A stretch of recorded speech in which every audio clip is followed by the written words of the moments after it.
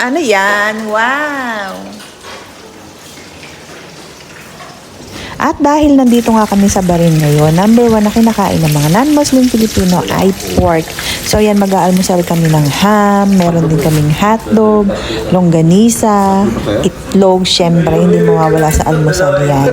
At tusino. So siya lang aming chef, nagluluto na kalakos. May pintas, nakatato. At ayan ang isa pa namin chef, si Chef Onin, nagluluto ng tusino. Onin tingin.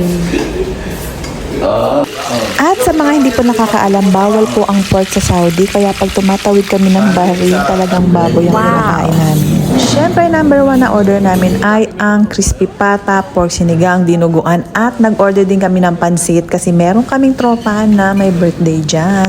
Kaya kain na!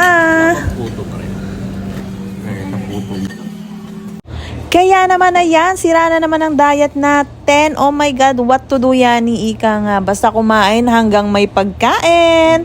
Thank you Lord and thank you guys.